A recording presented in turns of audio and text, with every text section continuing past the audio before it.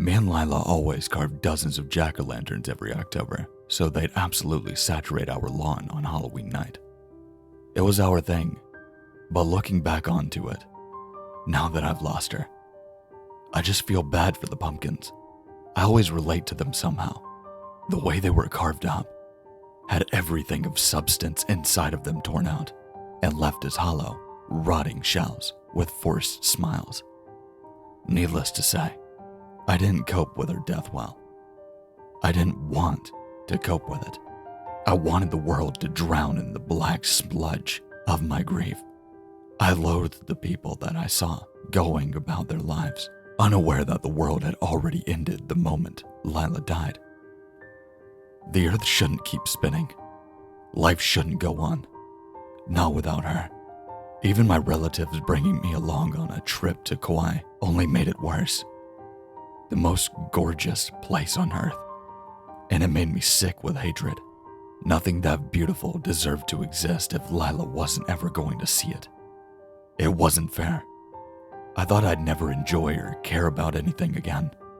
Then I discovered media preservation.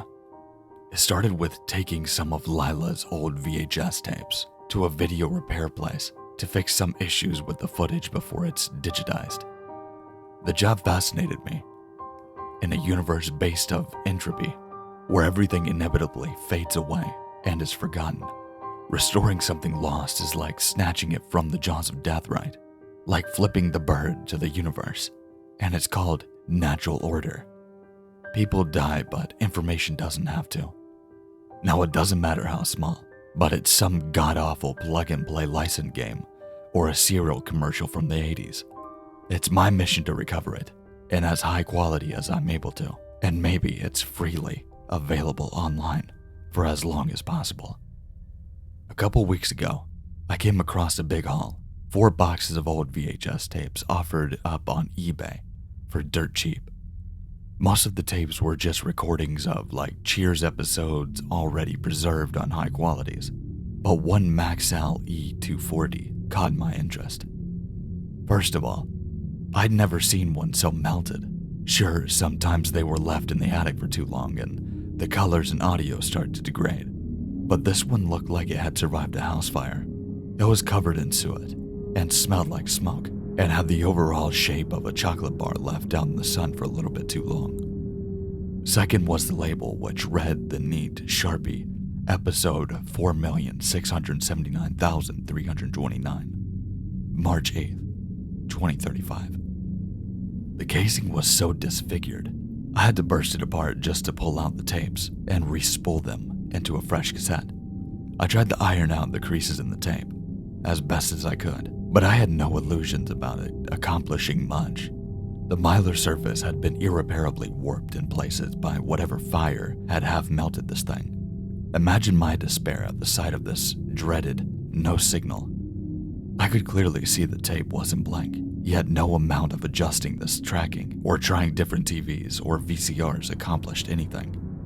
Just as I was about to give up though, the thing just suddenly started playing properly at the exact instant of 3:00 a.m., as if it had only now decided to work. My all-nighter had paid off. I didn't dwell on this fact that this miracle fix had been impossible. If I had any sense, I'd torn that horrid thing out of my VCR and buried it beneath the holy ground. Instead, fool I was, I sat down and watched. At first, the thing seemed unwatchable. The audio was so distorted that the show theme song emerged as low, crackling, staticky wails that made my head throb, and the logo was completely indistinguishable through the flickering and the interference. But then a figure appeared and cleared away the static, like Moses parting the Red Sea.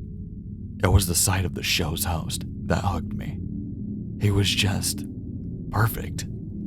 Perfect in every way. Infinitely handsome and likable and charismatic, and he always said the exact perfect thing. The only issue is, I don't remember a single thing about him now, in the same way you can't remember a dream that seems so clear to you while you were experiencing it. He just appears in my memory as this abstract blur in a sharp suit. Yet at the same time, I was awestruck. even before he said a single word. I can't even remember the word he said. It was like he was speaking another language, one I felt as opposed to hear. I'll try and transcribe it as best as I can into words, but know that it was only a pathetic imitation. For another night of laughs, prizes, and fun for the whole family, with your host. I noticed that the audio and the visual distortion seemed to be suddenly intensifying the instant he said his name, rendering it completely illegible. Idiot I was. I figured that it was just a coincidence. Tonight is the night of the celebration, folks, because thanks to the support of these loyal viewers like you, we have just been approved for, get this, 200,000 more seasons. The live studio audience went wild in applause. I put that in scare quotes because, as far as I could tell, besides the host, the studio seemed completely empty, as if he was standing on a plain white stage that extended outwards into an infinite darkness on all sides. For those of you joining us, the game here is simple. He explained that this was some sort of trivia show. Every time a guest got an answer wrong, it brought them a little closer to some sort of unspecified punishment. And if they got it right, he smirked. Well, they get a delay of the inevitable. I wondered what he meant by inevitable. I didn't have to wonder long. The host gestured to the curtain that hadn't been there moments ago, which raised to reveal a middle-aged man. You know the type. Bushy mustache, gray hair, round-rimmed glasses. Kind of guy that you'd have do your plumbing. He couldn't look any more out of place stood up and restrained in that. What the hell is that? I recognized that metal coffin-looking thing from a medieval torture museum I went to once. The Iron Maiden. The lid hung open. Countless long, needle-like blades poking inwards threatened to poke a million new holes into him if it was shut. His situation was not lost on him. Wow. Where am I? What the hell is this? Oh, lucky guess. The host joked, more canned laughter. I know you always loved watching those trivia shows, Malcolm. Weren't you always sitting there, grinding your teeth, seething that it wasn't fair? That you should be one of those up on the stage, winning big? The man paused. Even he seemed mesmerized by the unreal perfection of the host. This is a game show? All you have to do is answer a few questions. Think you can handle that, Malcolm? He pulled out a cue card without waiting for an answer. And our first question. What were you doing the night of February 18th, 1998? The man seemed baffled. Just sat on my couch watching the NFL, I think. I'm not sure. I'm supposed to remember. He let out a startling squeal as the horrid buzzer sounded. On cue, the lid slid a third of the way closed, making him flinch. Ooh, I'm afraid that's the wrong answer, Frank. But you know what? I'll give you one more chance. What were you following a girl home? The man cried out. From the bar. There, are you happy? Correct.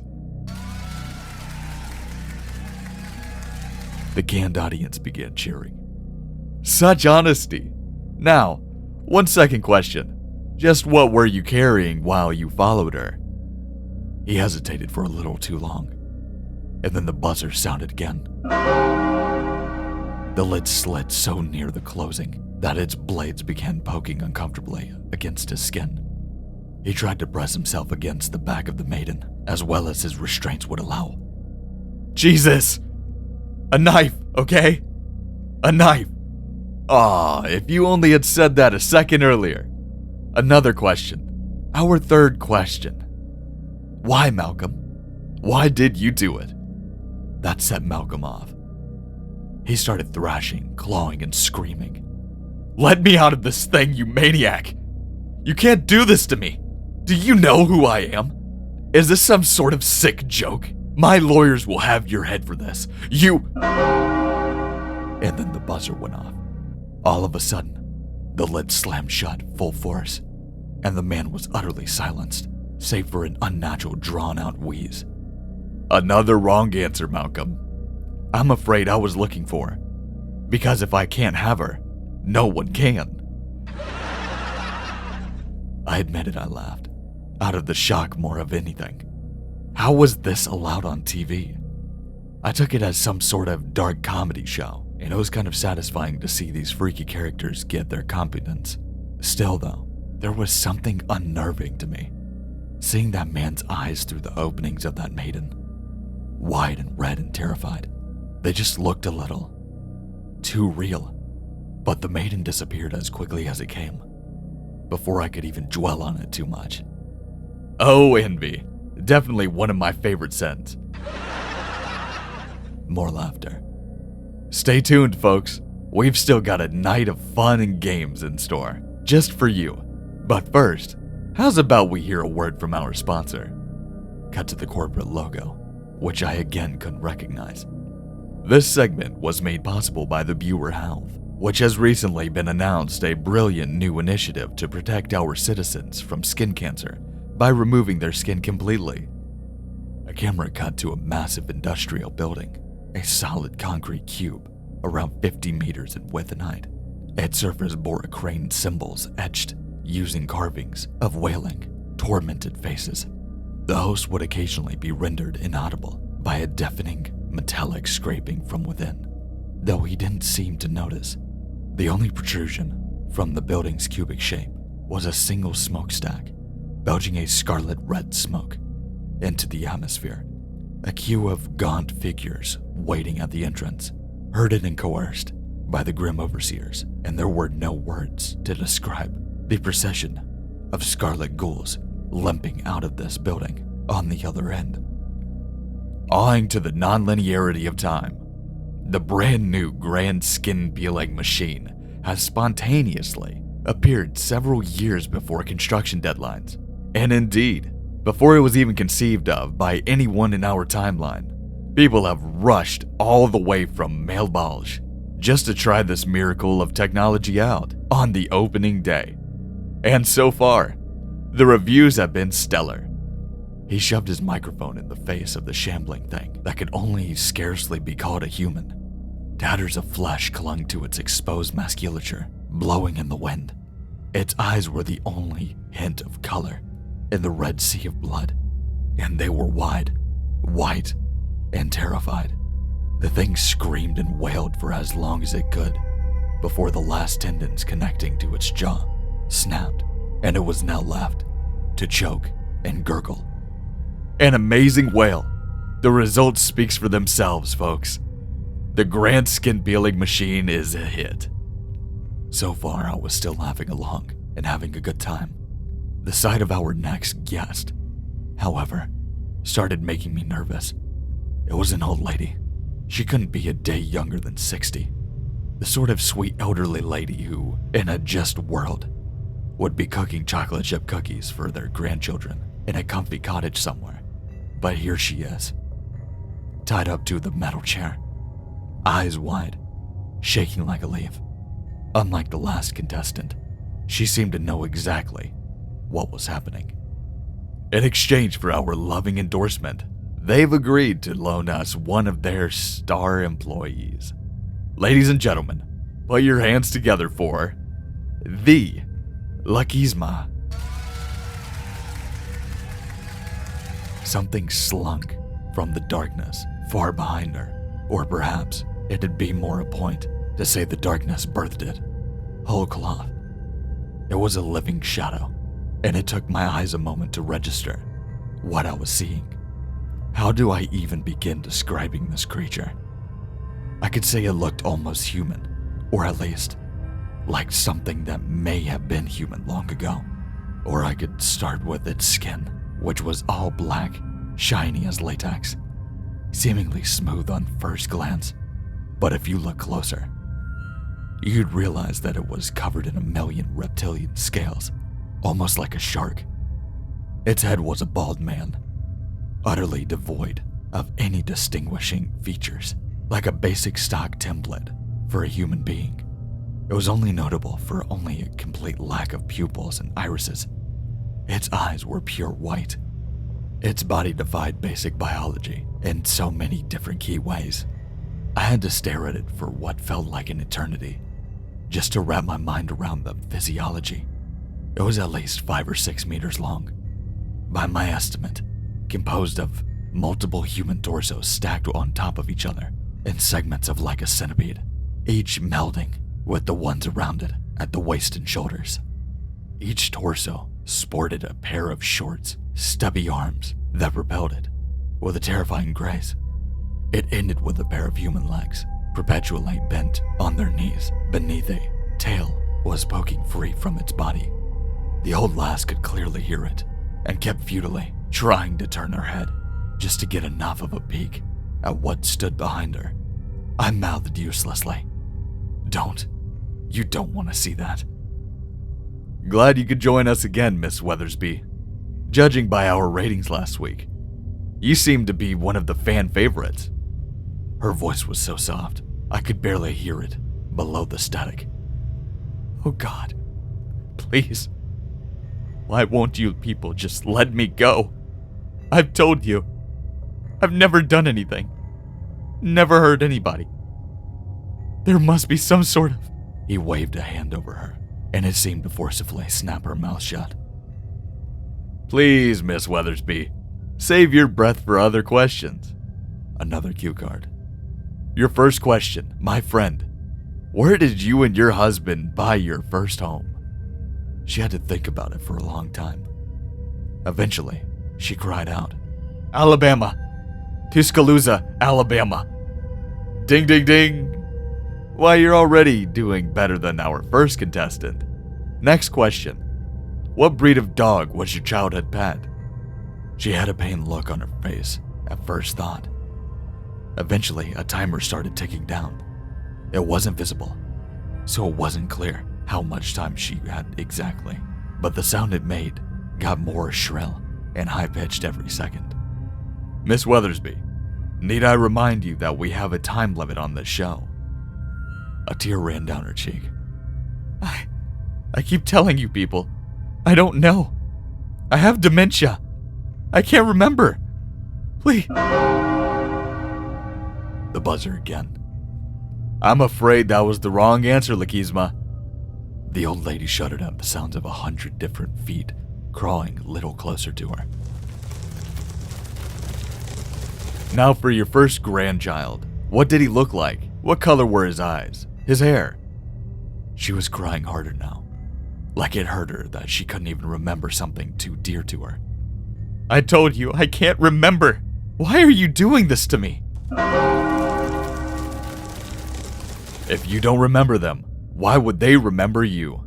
The host mocked as the buzzer sounded, and the beast drew a little closer. "Really? Do you even believe they still even think about you? Or do you think they're glad that the old bag of bones isn't there sucking up their inheritance?" This went on for her. God, it could have been an hour. I was glued to the screen all the while, frozen with terror, praying for this nightmare to just end, for her to make it out okay somehow. He pored over every little detail of the life she lived and the people she loved, delighting in how little that she could recall, and the thing grew closer and closer until she finally felt multiple pairs of hands resting upon her shoulders.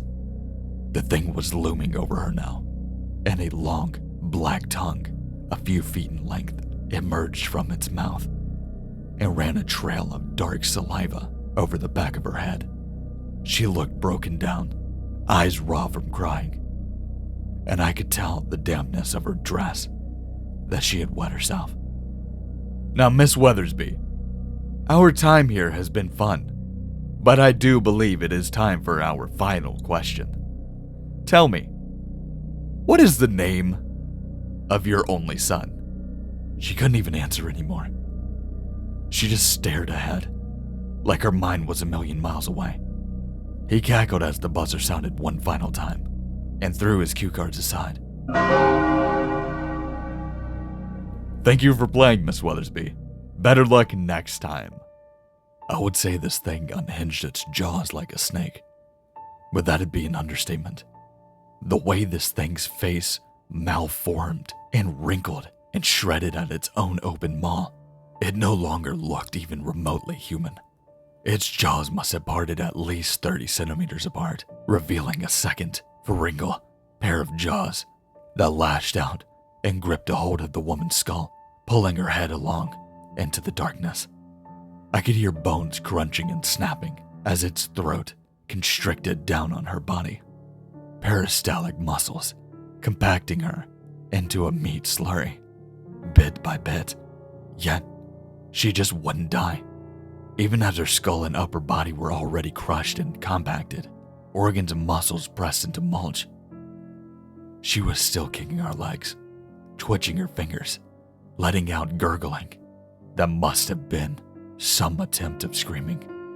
She was squirming even as the beast snapped its jaw shut around the last of her, condemning her to whatever torments awaited her inside this creature, and all the whilst, the horrible laughter. Don't worry, folks. She'll be back next week, and the next, and the next. Needless to say, I wasn't having fun anymore. In fact, I had to turn away and fight the urge to throw up. I stood, about to turn off the TV, and don't touch that dial now. I froze. There was something chilling about the way that he said that, staring right into the screen, as if reacting to me and what I was doing. I hated that grin on his face. The real show is just beginning. And with barely restraining excitement of a child on Christmas morning, he yanked back another curtain, and I recognized everything. I recognized the crappy bootleg knockoff Always Sunny in Philadelphia jacket that was so gaudy and terrible, it instantly became her favorite thing in her wardrobe. I recognized those subtle hints of slight acne she disguised as fake freckles. I recognized the way that her eyes would remind me of those overcast mornings at the beach, at the Hilton Head, and pointing out all the cannonball jellyfish washed up on the sands. I recognized that tattoo of the name Rocky, how I held her all night long as she cried into my t-shirt after her childhood cat had died. It was Lila.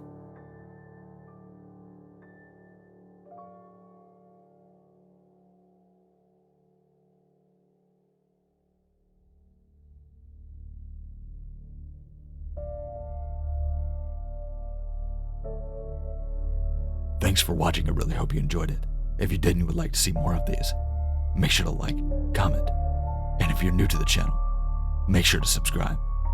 I've been talking to the author, and if you guys would like, and you guys really do like this specific story, make sure to comment down below that you would like to have a second part. Make sure to check the links in the description as well, like Twitter, Instagram, and everything like that.